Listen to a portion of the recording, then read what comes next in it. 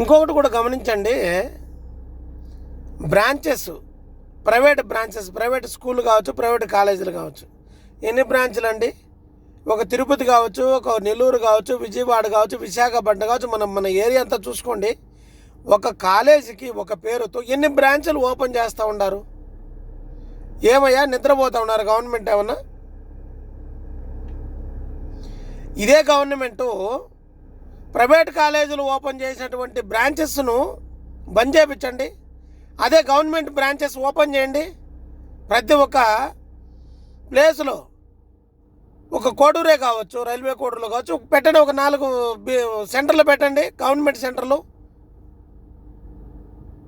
ఒక తిరుపతి కావచ్చు, రాజంపేట కావచ్చు, చుట్టుపక్కల అన్నీ ఒక కాన్స్టిట్యూషన్లో పెట్టండి. మంచి మంచి బ్రాంచెస్ పెట్టండి, కాలేజీలు పెట్టండి, అన్ని విధాల వసతి ఉండే విధంగా పెట్టండి. ఎందుకు పిల్లలు బాగుపడరు? ప్రైవేటు వాళ్ళకి ఇచ్చినటువంటి లైసెన్సులు గవర్నమెంట్ వాళ్ళకి ఎందుకు లేవయ్యా?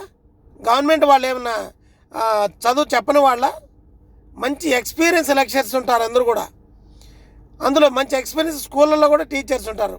వీళ్ళని ఇచ్చిపెట్టేసి ప్రైవేట్ కాలేజీల తరపున మనం చేరుతూ ఉన్నాము అన్నట్టు. ఎందుకంటే గవర్నమెంట్ కాలేజీ వాళ్ళు, గవర్నమెంట్ సిబ్బందికి మన గవర్నమెంట్ ఏదైతే వస్తున్నారో పాలకులు, వీటిపైన లేకుండా ప్రైవేటు వ్యవస్థలపైన వాళ్ళ తరపున భజనలు చేస్తూ ఉన్నారన్నమాట. ఏ ప్రభుత్వం అయినా కావచ్చు,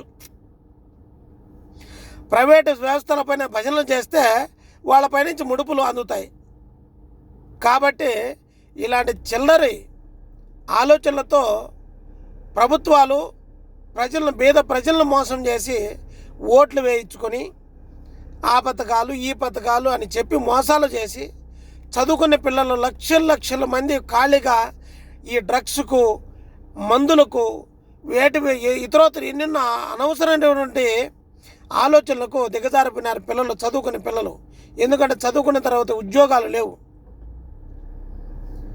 మీరు పెట్టాలనుకున్నప్పుడు మంచి బ్రాంచెస్, మంచి కంపెనీలు పెట్టి ఉద్యోగాలు ఇప్పించండి అయ్యా. ప్రతి సంవత్సరం ఉద్యోగాలు ఇప్పించండి. పిల్లలు కూడా ఎందుకు ఆ విధంగా చెడ్డదారులు నడుస్తారు? పిల్లలకు ఉద్యోగాలు లేక ఎన్నెన్నో చెడు ఆలోచనలు పుట్టి చెడిపోతూ ఉన్నారు. ఇప్పుడు ప్రైవేట్ కాలేజీకి ఇచ్చినటువంటి లైసెన్సులు గవర్నమెంట్ కాలేజీలకు ఎందుకు ఇవ్వడం లేదు? అదే బ్రాంచెస్ పెట్టుకుంటా పోతే మన పిల్లలు ఎంసెట్ కావచ్చు, ఐసెట్ కావచ్చు, ఇంకొక సెట్ కావచ్చు, ప్రతి ఒక్కటి కూడా ఉన్నాయి కదా, నీట్ కావచ్చు. ఎందుకు చేయలేరు? గవర్నమెంట్ బ్రాంచెస్ ఎందుకు ఓపెన్ చేయలేకున్నారు? ప్రైవేట్ బ్రాంచెస్కి అంత టైం, అంత విలువ ఇచ్చినప్పుడు గవర్నమెంట్ మన వ్యవస్థ కూడా బ్రాంచెస్ పెంచండి. ఎక్కడ పెట్టినా ఒకటే కాలేజ్ ఉంటుంది, గవర్నమెంట్ కాలేజ్. ఏమి ఒక 2-3 పెట్టండి. ఎందుకు చేరే పిల్లలు? సిబ్బందిని బాగా పెట్టండి, సెక్యూరిటీ బాగానివ్వండి. చదువుకునే పిల్లలు ఎందుకు చదవరు? బీద ప్రజలు చదువుకోవాలంటే నారాయణ, చైతన్య, అమరావతి, ఇంకోటో ఇదే ఒకటి చెప్పుకుంటానే పోతూ ఉన్నారు. అదేవిధంగా గవర్నమెంట్ హాస్పిటల్ను ప్రతి కాన్స్టిట్యూషన్కు పెద్ద హాస్పిటల్ పెట్టించండి. ఈ డబ్బులంతా మీరు వృధాగా తినకుండా పోతే ఈ గవర్నమెంట్ హాస్పిటల్ కట్టించండి. ఈ ప్రైవేటు ఈ హాస్పిటల్లో డబ్బులంతా లక్షలు పోసుకుంటూ ఉన్నారన్నమాట, లక్షలు. అదే ఈ పరికరాలు, గవర్నమెంట్ పరికరాలు హాస్పిటల్లో పెట్టిస్తే ఎందుకని పోతారు ప్రైవేట్ హాస్పిటల్ పైన? అదే ప్రైవేట్ హాస్పిటల్ తగ్గించేసి గవర్నమెంట్ హాస్పిటల్లో వసతి పెట్టించండి, పరికరాలు పెట్టించండి. సిటీ స్కాన్ అంట, ఎంఆర్ఐ స్కాన్ అంట, ఇంకొక స్కాన్, ఎన్నెన్నో పెడతా ఉన్నారు కదా. ఇప్పుడు ఈ స్కాన్లు తీయాలంటే గవర్నమెంట్ హాస్పిటల్లో కూడా వసతి కల్పించండి. దయించుంటాడు, మంచి పనులు చేయండి. ఏ గవర్నమెంట్కైనా నా మనస్ఫూర్తిగా నేను కోరుకునేదంటే ఇలాంటివి ప్రజలకు మేలవుతాయి. ఎంతవరకు గవర్నమెంట్ హాస్పిటల్ లేక ప్రైవేట్ హాస్పిటల్ పడిపోయి వాళ్ళు చచ్చిన మనిషిని కూడా వాళ్ళు వ్యాపారంతో వాళ్ళు మేము ఇంకా ట్రీట్మెంట్ ఇస్తూ ఉన్నామని చెప్పి ప్రైవేట్ హాస్పిటల్ వాళ్ళు కొన్ని కోట్లు, లక్షలు తినేస్తూ ఉన్నారు. ఆ ముడుపులు మీకు జల్తూ ఉన్నాయి.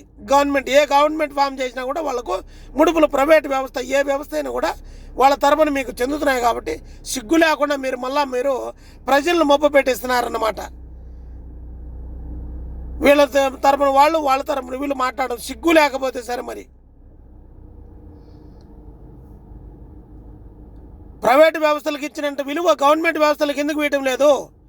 గవర్నమెంట్ కాలేజీలు, స్కూళ్ళు గవర్నమెంట్ హాస్పిటళ్ళు ఎందుకు పెంచడం లేదు? ఏం డబ్బులు లేవా? మీకు సంపాదించుకున్న డబ్బులు మీకు సరిపోవా? కొన్ని కోట్లు, లక్షల కోట్లు మీరు వెనకలు వేసుకున్నారు, చాలవా మీకు? మీ ఆస్తులు, మీ బిల్డింగులు ఎక్కడ ఎక్కడ మీరు ప్రధానంగా ఒక ఏరియా ఉంటే దాంట్లో మీకు కోట్లు విలువ చేసే ఎకరాలు, 500 ఎకరాలు, 200 ఎకరాలు, 300 ఎకరాలు ఎందుకు మీకు? దేనికని? అదే బీద ప్రజలకు పంచేయచ్చు కదా. దేనికి అవసరమని ఇవన్నీ? మీరు 100 ఎకరాలు తీసుకొని మీ ఫామ్ హౌస్ కట్టుకొని మీ ఇల్లు నిర్మించుకొని మీకు విలాసంగా ఉండాలా? అంటే బీద ప్రజలను అన్యాయం చేస్తూ ఉన్నారు, కానీ మీరు ఎప్పుడు ప్రజలకు మేలు చేస్తూ ఉన్నారు?